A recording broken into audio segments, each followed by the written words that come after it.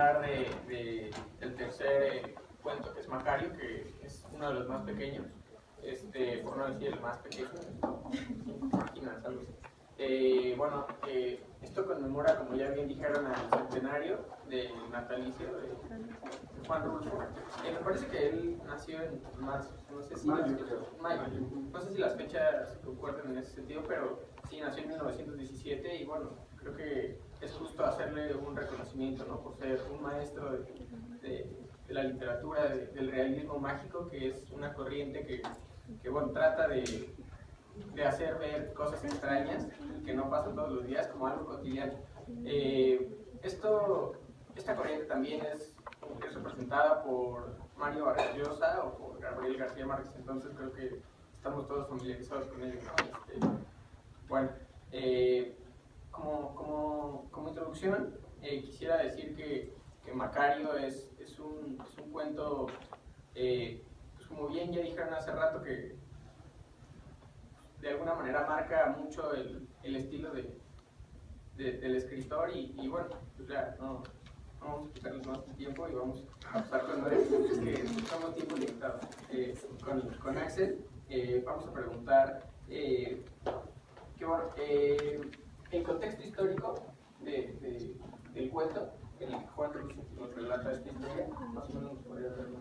Sí, bueno, entre 1940 y 1950 se vivía en México una etapa de cambios, bueno, por la Revolución Mexicana. Se veía al mexicano, pues el campesino, como ya muchos de mis compañeros dijeron, el campesino triste y desolado, sin poder hacer nada para cambiar su situación. El cuento de Macario lo podemos ver esto en que Macario dormía en un costal, dormía sobre cucarachas y siempre tenía hambre.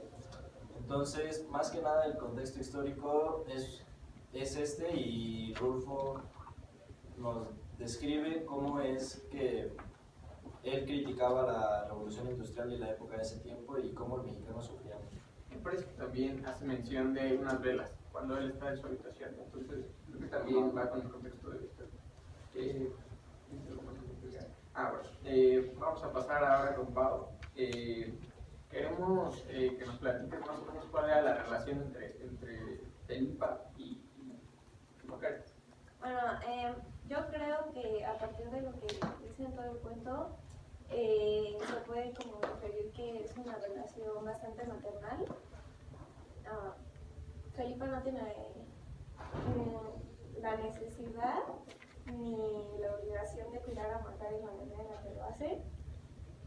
Bueno, voy a leer una parte del libro que dice: Felipa antes iba todas las noches al cuarto donde yo duermo y se arrimaba conmigo, acostándose encima de mí o echándose a un ladito. Luego se las agujereaba para que yo pudiera chupar aquella leche dulce y caliente que se dejaba venir en chorros por la lengua. Muchas veces he comido flores de obelisco para entretener el hambre y la leche de Felipa era de ese sabor, solo que a mí me gustaba más, porque al mismo tiempo que me pasaba los tragos, Felipa me hacía cosquillas por todas partes. Luego sucedía que casi siempre se quedaba dormida junto a mí hasta la madrugada, y eso me servía de mucho porque yo no me apuraba del frío ni del miedo. Bueno, también creo que a partir de la parte en la que dice que lo amamantaba y se acostaba con él, se fue de igual manera influyó un poco que tal vez Felipa pudo haber perdido uno de sus hijos y intentaba compensar toda esa relación con la relación que tenía con Macario. Bueno, para contextualizar un poco, para los que no han leído Macario, este es un personaje que pues, no dice a ciencia cierta su edad, pero por cómo habla y por cómo se expresa, inferimos que es una persona adulta, que es amamantado por pues, Felipa, que es tal vez la cocinera o tal vez la persona que le ayuda a hacer el quehacer a su madrina. Entonces esto dice mucho, ¿no? Esto pues, obviamente da a pensar muchas cosas a la cual llegaremos al final de esta mesa redonda, pero mientras vamos a seguirlo descubriendo. Bueno, ahora Lola, según tu apreciación, ¿cómo se lleva a cabo la narración del cuento? Bueno, para responder a tu pregunta, me gustaría primero leer un fragmento del cuento. Dicen en la calle que yo estoy loco porque jamás se me acaba el hambre. Mi madrina ha oído que eso dice. Yo no lo he oído.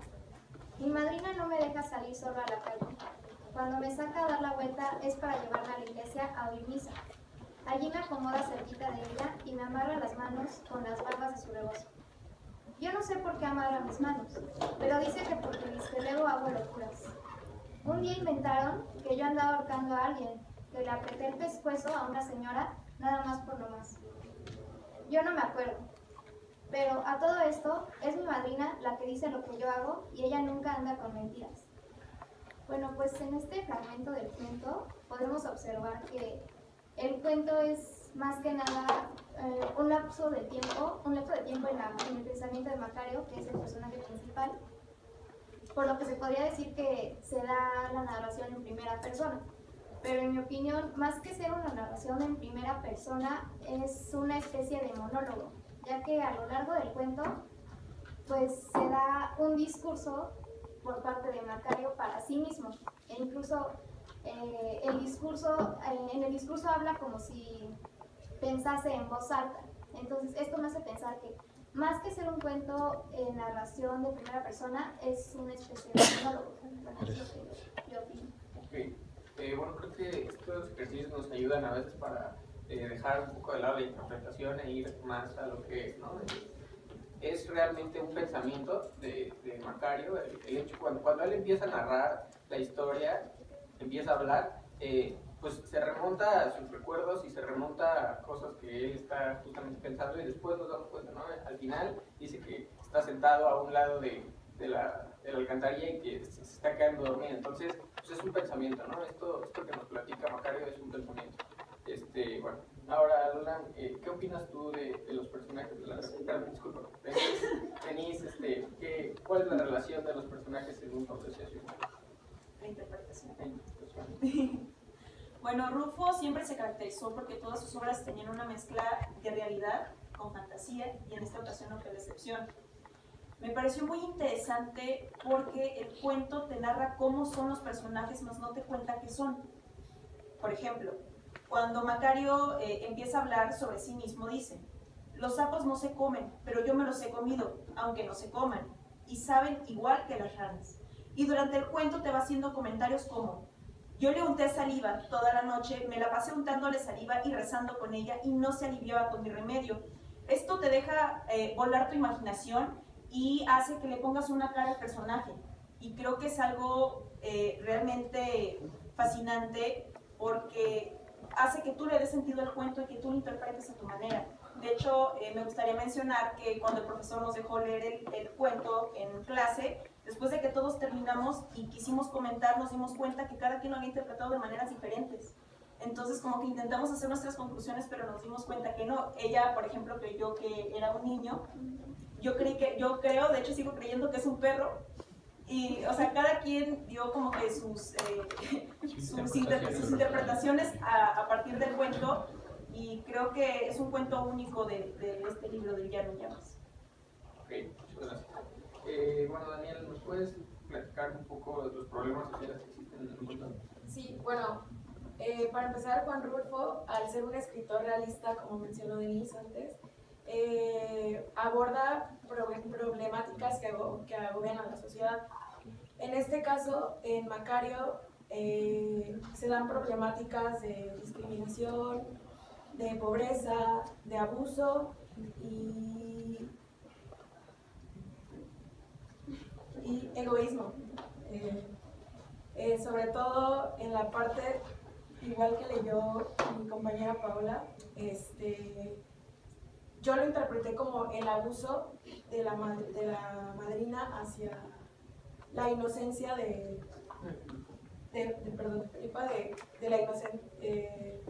hacia la inocencia que tiene Macario.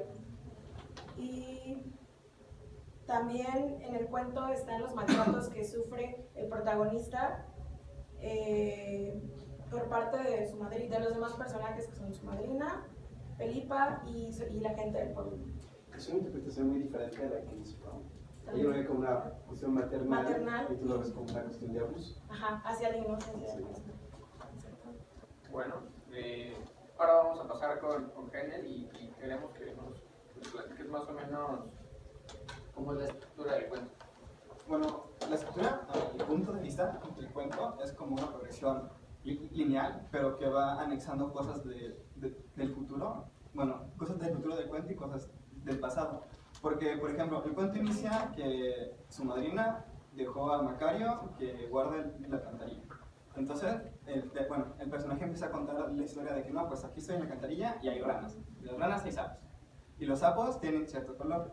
Pero después regresa porque va conectando las características de los otros objetos, porque al mencionar el color de los sapos, menciona el color de los ojos de la madrina. Entonces yo creo que es algo que se va contando linealmente, porque te va contando como que el monólogo, como comentó mi compañera Paula, pero también va tomando como características de los objetos para poder darle un toque más a los demás personajes. Por ejemplo, me gustaría leer algo para que se den una mejor idea, porque donde dice, además, aquí vive Felipa, está mencionando el personaje. Felipa es muy buena conmigo, está describiendo cómo es Felipa con él. Y después menciona, por eso la quiero. La leche de Felipa es dulce como las flores del obelisco. Yo he bebido leche de chiva y también de puerca recién parida. Entonces, conforme va mencionando a Felipa, menciona la leche. Y también como que es una comparación entre la leche que tomó de Felipa y la leche de puerca. Y creo que es algo fantástico, bueno, me parece, porque el cómo va mencionando las cosas y cómo va regresando para añadir más características a los personajes, creo que es algo muy bueno. Okay. Y bueno, para concluir esta mesa redonda, me gustaría hablar de, no sé si sea una duda o una certeza del personaje Macario, que según a mi entender es una persona que padece de sus facultades mentales, que no tiene pues, sentido común, por así decirlo. Es una persona, pues, a mi parecer adulta, teniendo un contexto en los años de 1940 a 1950 del siglo XX, que bueno, es pues no sé si abusado, tal vez por Felipa, que tiende a ir a su recámara a darle pecho, y él pues realmente no lo ve así, ¿no? Porque dice que le hace cosquillas, pero realmente dice que nadie le hace cosquillas como ella, entonces pues no sabemos, ¿no? Entonces también dice que en la iglesia le amarran las manos con las barbas del rebozo de su madrina, porque estaba ahorcando a una persona pero que no se acuerda de eso, y sin embargo lo dice su madrina. Entonces creo que el cuento y el escritor nos dan a entender que es una persona, pues no sé si con algún síndrome, pero sí definitivamente con cierto retraso, y que bueno, nos muestra un poco de su vida y de sus pensamientos, que es algo increíble, ¿no? O sea, meterte a la cabeza que tiene, bueno, de alguien ya es muy cañón, y que pueda expresarse y que pueda expresarlo así es algo muy bueno. Entonces, pues con esto concluimos, y muchas gracias. No sé si tengan alguna duda.